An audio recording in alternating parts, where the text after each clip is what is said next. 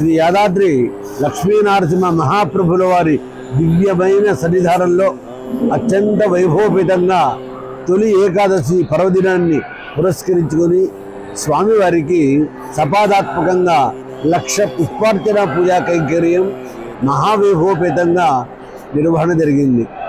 1,00,000 పుష్పార్చన, 1,00,000 నామం జరుగుతుంది. లక్షల కొద్ది పుష్పాలతో స్వామివారికి పూజించడం జరిగింది. శాంతి పుష్పం, దయా పుష్పం, పుష్పం ఇంద్రియ నిగ్రహం, చెట్లకు పూసిన పూలే కాకుండా మన హృదయానికి పూసినటువంటి పూలతో స్వామివారికి 1,00,000 రెట్లుగా నామం జపిస్తూ స్వామివారిని అర్పించడం జరిగింది. ఇది సర్వశాంతిదాయకమైనటువంటిది, సకలైశ్వర్య పురాణానికి సంబంధించినటువంటిది ఈ 1,00,000 పుష్పార్చన. మరి ఈరోజు మహాపర్వదినం, తొలి ఏకాదశి పండుగ. తొలి ఏకాదశి అంటే సహజంగా మనకి ఉగాది తొలి పండుగ అవుతుంది.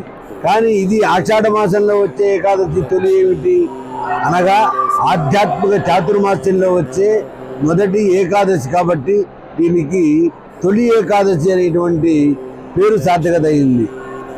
భక్తి అనేటువంటి బీజాన్ని ఈ వర్షాకాలంలో హృదయం అనేటువంటి క్షేత్రంలో వేస్తే ముక్తి అనేటువంటి పంట పండటానికి ఇది ప్రధానమైన ఏకాదశి కాబట్టి తొలి ఏకాదశిని చెప్పుకోవచ్చు. మహాభాగవత పురాణంలో ఈ తొలి ఏకాదశి గురించి అంబరీషోపాఖ్యానం మహావైభవంగా చెప్పడం జరిగింది. అటువంటి తొలి ఏకాదశి క్షేత్రంలో మహావైభవంగా మా ఆధ్వర్యంలో, మా కార్యనిర్వహణాధికారి గారి ఆధ్వర్యంలో నిర్వహణ జరిగింది. భక్తులందరూ సేవించారు, తరించారు. స్వస్తి.